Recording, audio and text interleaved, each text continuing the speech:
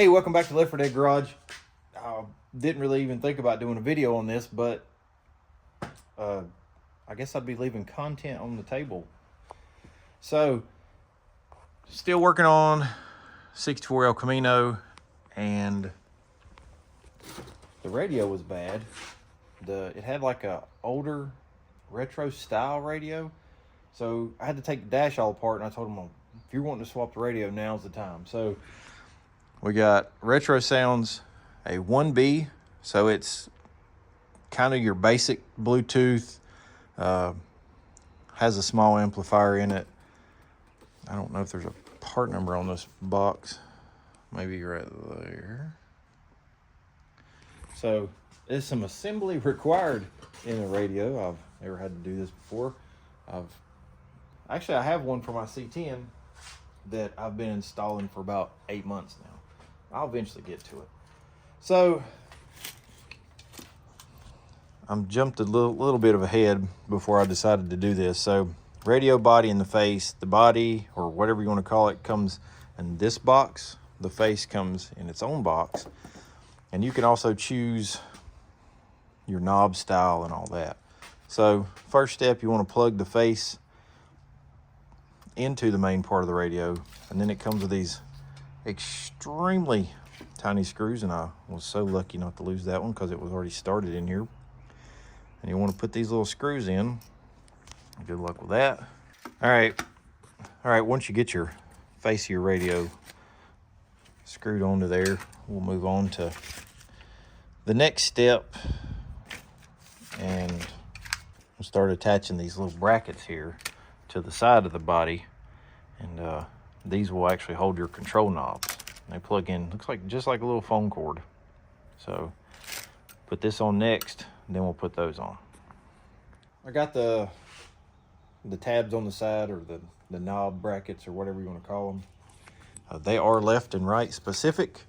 If you look at the picture, you can see there's a couple double holes at the top and one like weird D slot at the bottom. Goes like that, but they do say right and left. So I'm gonna cheat the system here. I got the old radio still, and I'm gonna try to line it up the best I can, and then pretty much try to get the knobs in the general vicinity, because trying to get under there to the dash is gonna be tough. Look at the size difference of this thing. This is an old auto sound, I think. Retro auto sound. Custom auto sound. But yeah, I don't know what happened to it, but it croaked. So I'm gonna put this little guy in there. I'm gonna get these knobs slightly snugged up. They're plugged in. And I believe from this point, we jump out of those directions and proceed with the dash installation. And then you got to pick your wiring harness. It's got a couple.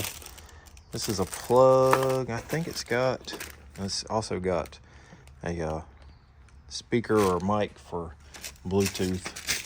And then here's the one with no plug. But that's a single plug-in in the back, and these have doubles. So, okay. So this plugs into the back of the radio, and then it looks like this may plug into this big connector here, which makes it a mile long. And then you'll terminate your speaker and whatever else you got going on to this side. We'll jump over, put this thing in the car, and we'll start finding some wires, power, and a memory wire, or ignition, power, memory. Then we got a ground. I'm probably going to just run all that stuff again, because it was such a kind of a cluster under there. I just took it all out. So, and Yeah, see you in the car.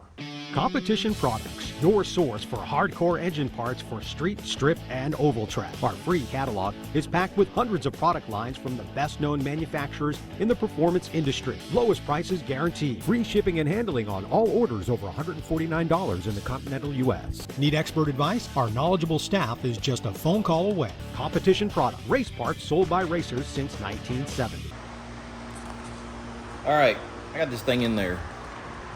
Spent way too much time trying to hide everything, and then jumping back into the speaker wiring is a little weird because it's got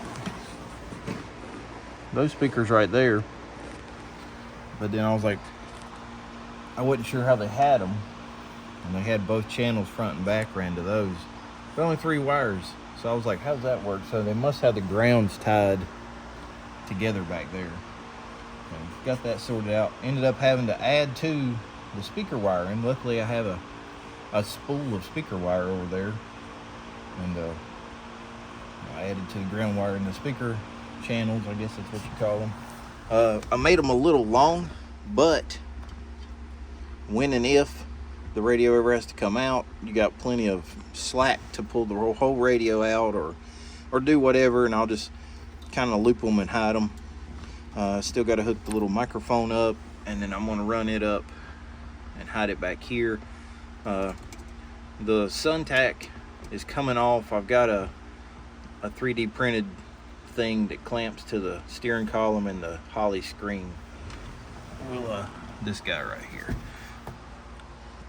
I'll hide the microphone behind the Holley EFI screen, but let's see. So it comes up retro sound. It'll probably connect to my phone. It's on Bluetooth right now. To switch through your modes. Let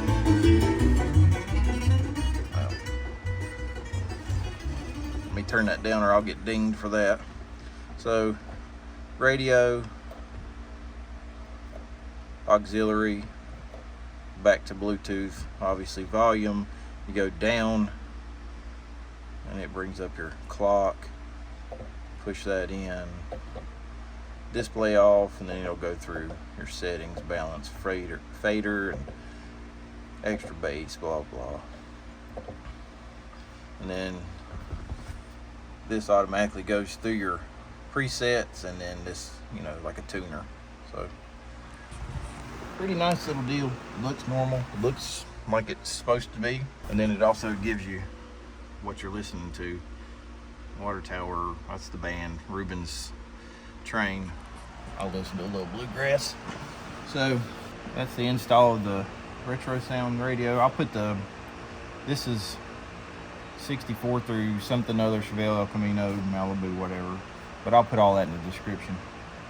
So I got some tidying up to do because I'm going to drive this thing today. So I'm going to finish up the vintage air, the ducts and whatnot. And we're going to keep at it. We'll put some miles on it with the radio. Thanks for watching Left 4 Dead Garage. We'll see you on the next one.